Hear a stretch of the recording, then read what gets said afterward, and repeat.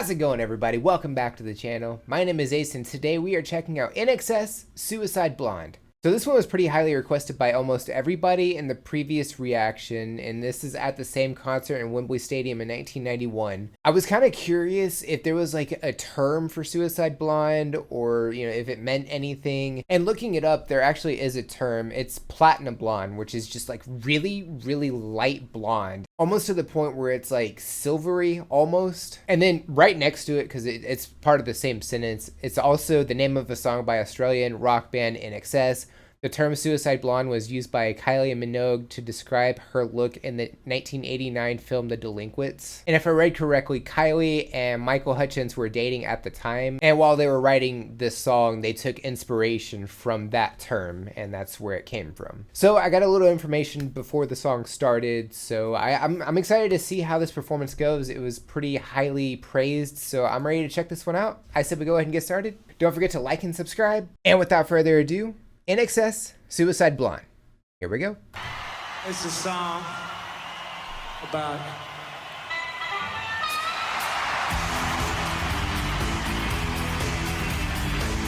don't you know what you're doing?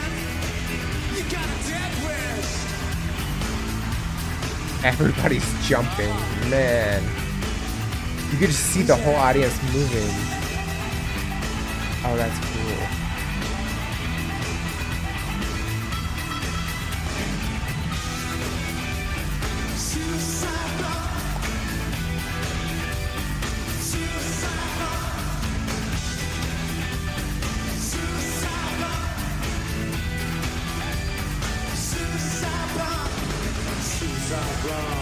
What's the color of her hair?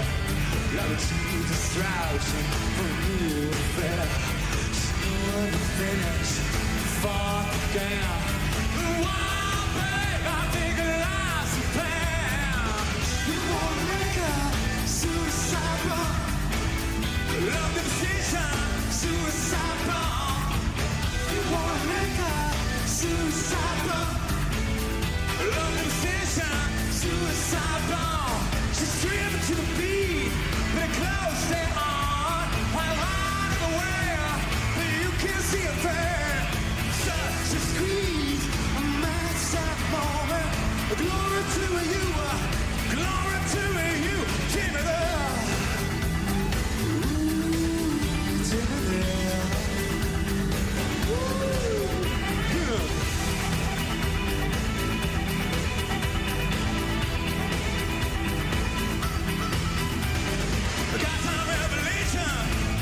To your hand, have you found no misery like rain across the land?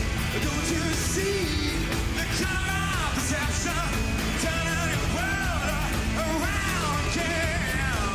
You wanna make a suicide bomb? Love the station, suicide bomb. You wanna make a suicide bomb? Love the station, suicide bomb.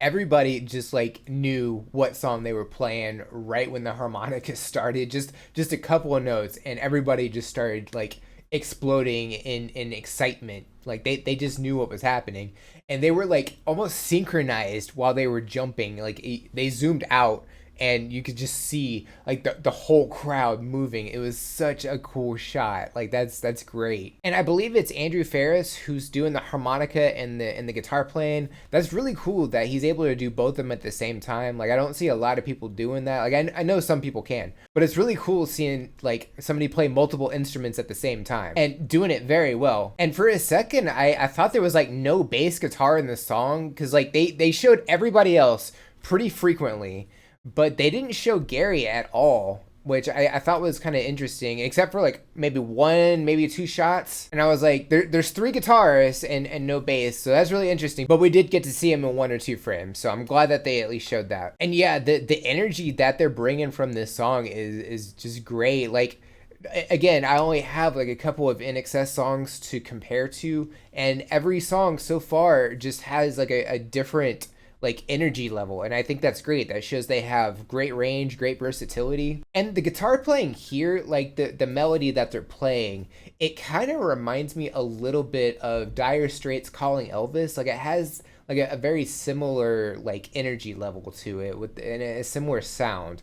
Not necessarily the guitar style that they play, but the sound that they bring. It kind of has a somewhat similar sound. That's what it reminds me of, and I think that's really cool. Which is kind of interesting because if I'm not mistaken, Suicide Blonde came out before Calling Elvis, so this one came first. So I guess in a way, Calling Elvis may have taken some inspiration from this song in terms of the melody, which is totally fine, by the way. Like, you know, musicians take inspiration from other musicians and their sound or how they play or things like that. And it's kind of like, you know, being able to share, you know, your style with somebody else, and you keep passing it on. And in a way, it kind of like that style like lives on as it continues. And I think that's great. In fact, right now, I just went back and like played the first part that I watched, and I played Calling Elvis, and I played them at the same time. It's the same tempo too, which I think is really cool. But I wanted to do that just so I didn't think I was going crazy. But yeah, I really like the guitar riff that all three of them are playing here. And then John, like on the drums, just like he's really hitting them really hard. Like a lot of energy there as well. But yeah, I'm loving this performance. I'm ready to check out the rest of the song. I said we go ahead and get back to it. So here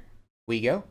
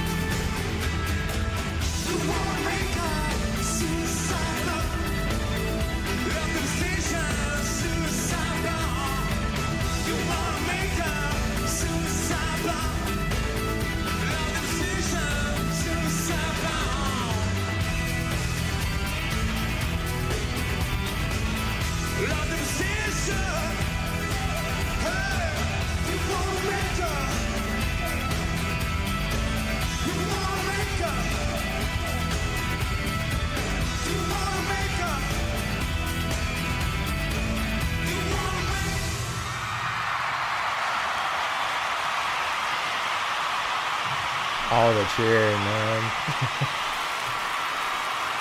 This is what you need. Hey! Glad you all came tonight. Hello, London! Is that what you say? Or is it hello, England? Looks like England's out there. Fucking hell. Woo!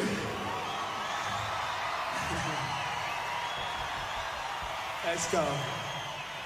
Yeah, this song had just energy from start to finish. There was no like slow down at all, which was really awesome. And I'm not sure if Michael just like fell over because he was exhausted. I don't know at what point this took place in the show. I'm guessing it was kind of early on, but like he just kind of laid out on the ground just a little bit. And then I think it's Kirk who's in the red suit playing guitar, who has the what looks like a Fender Stratocaster.